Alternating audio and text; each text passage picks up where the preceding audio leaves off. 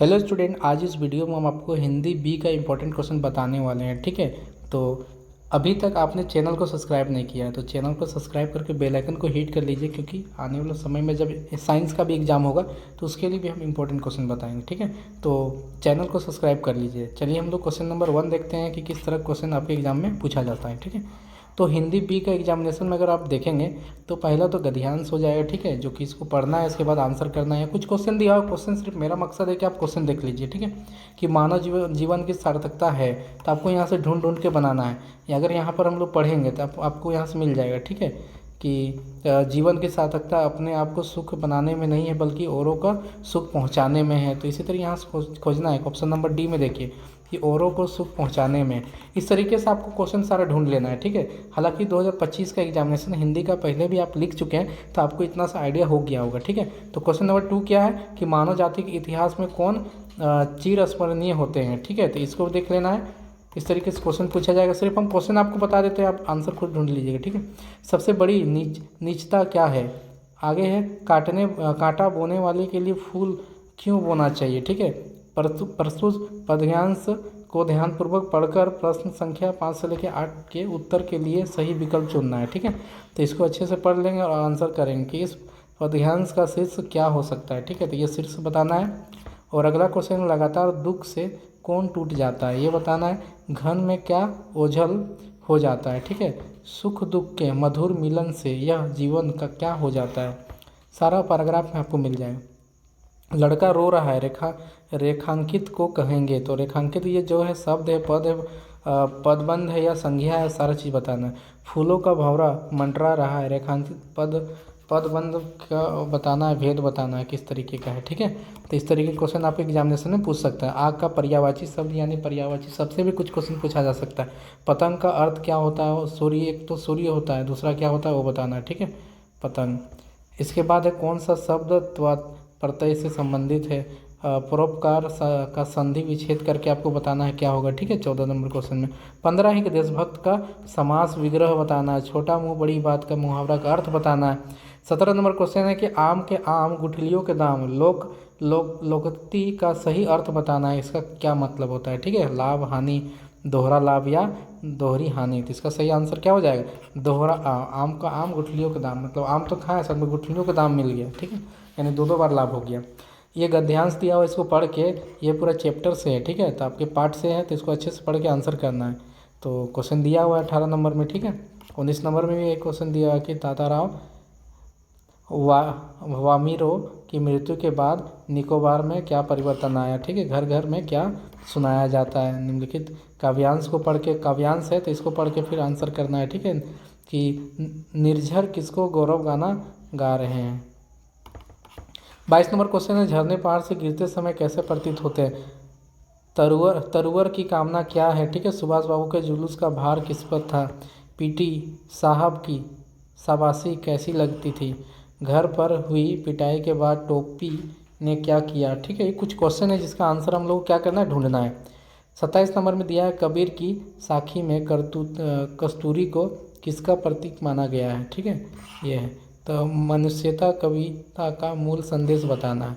कवित्री महादेवी दीपक को विहंस विहंस कर जलने को क्यों कहती है। ठीक है, तो ये कुछ क्वेश्चन है जो कि आपके बोर्ड के एग्जाम में आ सकता है। ठीक है, कवि रविन्द्रनाथ ठाकुर प्रभु से कौन सी शक्तियाँ चाहता है।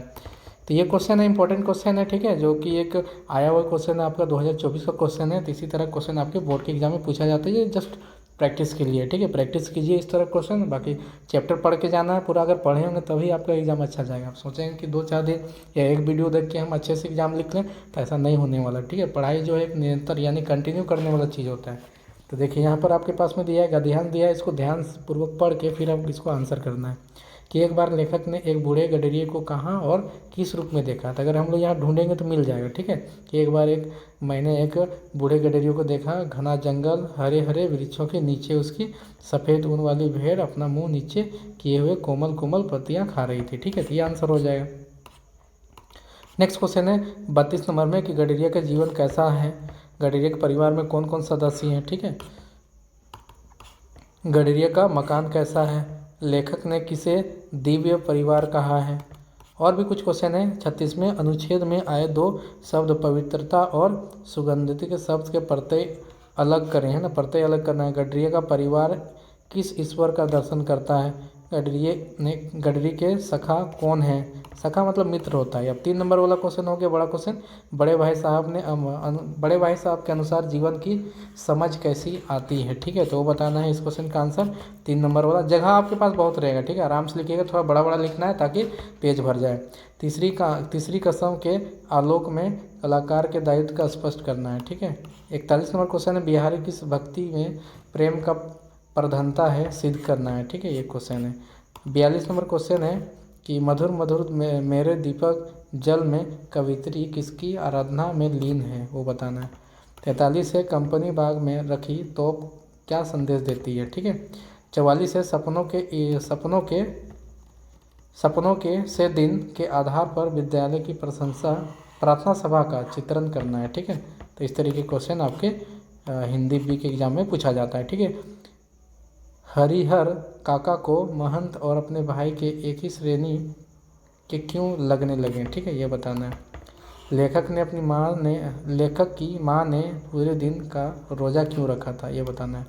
अब 5 नंबर का क्वेश्चन स्टार्ट हो गया कि बड़े भाई साहब ने ज़िंदगी के अनुभव और किताबी ज्ञान में किसे और महत्वपूर्ण माना है, वो बताना है। ठीक है, 48 नंबर क्वेश्चन है गोपिया कृष्ण की बांसुरी क्यों छिपा लेती है? ठीक है, इसके बाद 49 नंबर क्वेश्चन है कि अपने विद्यालय के प्रधानाचार्यों को 4 दिन का अवकाश के लिए प्रार्थना पत्र लिखना है। ठीक है, इस तरीके से आपको एप्लीकेशन लिखने के लिए आ जाएगा।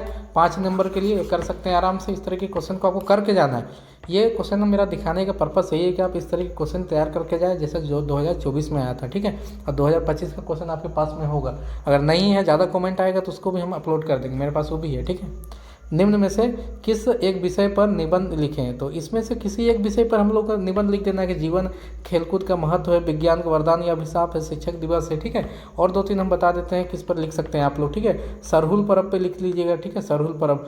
होली पे लिख लीजिए क्योंकि आने वाले समय में ये सब दोनों त्यौहार आने वाले हैं इसी मंथ में। ठीक है, तो ये दोनों आपको करके जाना है। इसके अलावा भी कुछ पूछ सकता है यहाँ पर, है ना, ऐसा नहीं कि यहाँ पर गेस करेंगे वही बुलाएगा, कुछ भी आ सकता है। बट ये 3-4 तरीके की चीज़ आप करके जाते हैं तो ओवरऑल आपके पास में एक आइडिया मिल जाता है कि आपको कैसे पेपर देना है। ठीक है, अपने मित्र को पिकनिक में शामिल होने के लिए निमंत्रण पत्र लिखना है। ठीक है, या जिला अस्पताल में व्याप्त गंदगी और अवस्था के बारे में बताते हुए स्वास्थ्य अधिकारी को पत्र लिखना है। एक फॉर्मल लेटर लिखना है, इंग्लिश में हम लोग लिखते हैं। किसी ऑनलाइन शॉपिंग वेबसाइट की कंपनी की ओर से विज्ञापन लिखने के लिए दिया गया है। ठीक है, वो लिखना है। या फिर 2 नवयुवक के बीच में कैरियर संबंधित संवाद हो रहा है, संवाद लिखना है। देखेंगे मोहन बोलेगा कि यार इन दिनों तो बेरोजगारी बढ़ती ही जा रही है, तो उसका दोस्त बोलेगा हाँ बेरोजगारी तो बढ़ रही है, बट क्या है कि अगर हम लोग अच्छे से पढ़ाई करेंगे, ठीक है, सही नॉलेज लेंगे, जो हम लोग को मार्केट में चाहिए जिस तरह के लोग, उस तरह के हम लोग तैयारी करेंगे, कुछ टेक्निकल तैयारी भी करेंगे, पढ़ाई भी चलता रहेगा। ठीक है, तो अगर हम लोग टेक्निकल ज़्यादा सीख जाएंगे,